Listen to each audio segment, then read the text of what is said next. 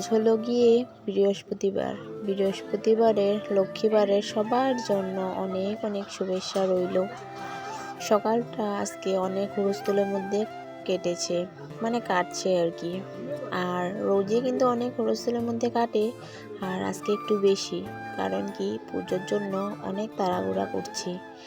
বৃহস্পতিবারের পুজোটা বেশি দেরি করে দিলে কিন্তু একদমই ভালো লাগে না। লক্ষ্মীর ঘট বসানোটা সকাল সকাল হয়ে গেলেই ভালো লাগে। এমনিতেও 10:30-10টার মধ্যেই কিন্তু আমার রোজ পুজো দেওয়া হয়ে যায়। তো আজকেই কিন্তু লেট হয়ে গেছে। তো আজকে মনে মনে ভেবেছিলাম আরেকটু তাড়াতাড়ি দেব, তার জন্যই কিন্তু একটু বেশি লেট হয়ে গেছে। কারণ সকালে যেই টাইমে কল খুলে সেই টাইমে কিন্তু আজ কল খুলেনি, একদম আনটাইমে কলটা খুলে গেছে। সব কাজ টাজ করে স্নান টান করে যখন পুজো দিতে গেলাম তখনই কলটা খুলে গেল। তো পুজোটা দেওয়া হলো না। তো তখন ওই পুজো টুজো সব ছেড়ে চলে গেছি দৌড়ে দৌড়ে কলের পাড়ে। আর রাস্তাতে কল, টাইম কলে জল যদি ভরা না হয় তারপরে তো আবার জল পাবো না। আর জল ছাড়া তো কোনো কাজই হয় না। সব কাজেই কিন্তু জলের দরকার। বাসন ধোয়া, কাপড় ধোয়া, যে কোনো কাজ। তো তোমরা সবাই জানো জল ছাড়া আর কী কাজ হয়, কোনো কাজই তো হয় না। তার জন্য ওই পুজো টুজো না দিয়েই চলে গেলাম কলে জল ভরার জন্য। আর সাথে কিন্তু ঠাকুরের জন্য 1 বালতি জলও ভরে নিয়ে এসেছিলাম। ঠাকুরের জল কিন্তু আমি রোজ ভরি না। ওই টাইম কলের জল যেহেতু সাপ্লাই কল, একদিন ভরলে 3-4 দিন চলে যায়, ওই জলে দিই। তারপর শেষ হয়ে গেলে আবার ভরিনি। তো এখন দেখো এক এক করে সব বাসন কোসন ধুয়ে নিচ্ছি। সকালে কিন্তু রান্নাবান্না শেষ হয়ে গেছে।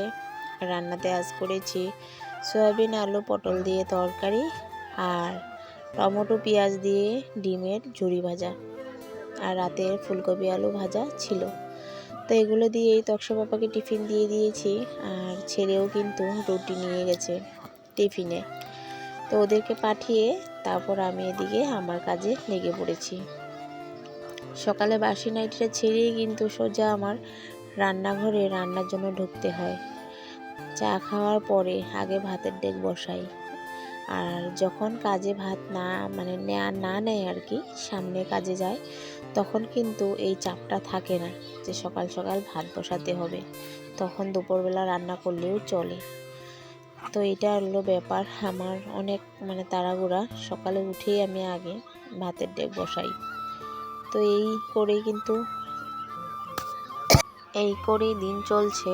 তার মধ্যে ছোট সোনার শরীর কিন্তু আজকে কয়েকদিন ধরেই ভালো না, অনেক ঠান্ডা লেগে গেছে। রোজ স্নানও করাই না, তবুও এত ঠান্ডা, জানি না কেন। আর আমাকে তো স্নান করতেই হয়, কারণ পুজো দিলে স্নান না করলে কিন্তু একদমই ভালো লাগে না। বিনা স্নানে কি পুজো দিতে পারি বলো?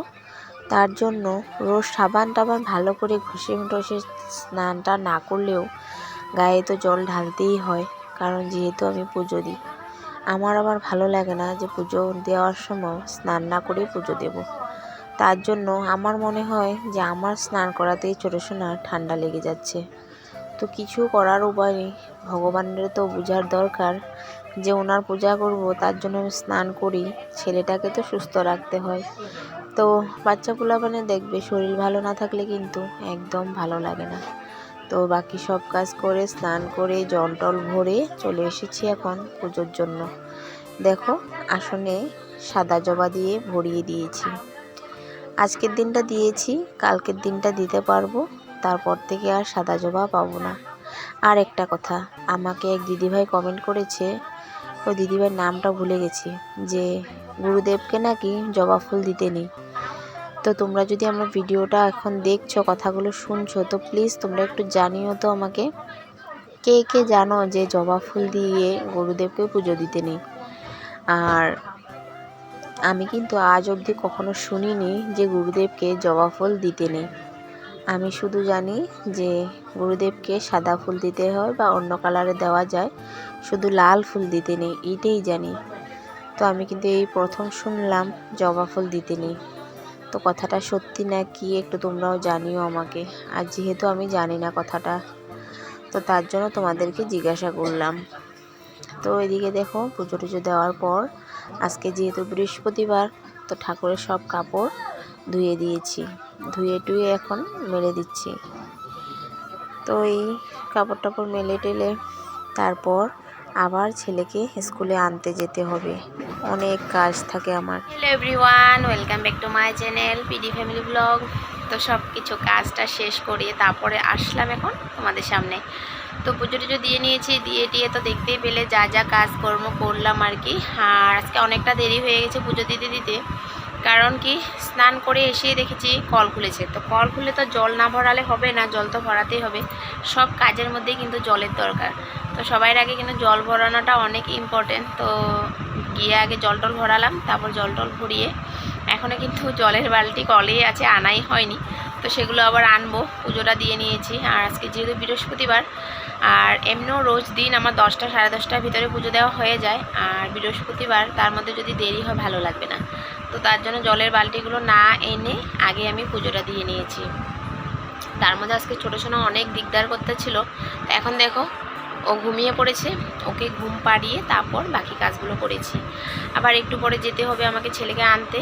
তো এইটা একটা অনেক বড় ডিউটি, ওকে আনতে না গেলে সময় হাতে পাওয়া যায়। আর যেহেতু ওকে আনতে যেতে হয় তার মধ্যে একটা বেশি ব্যস্ততা থাকে আর কি।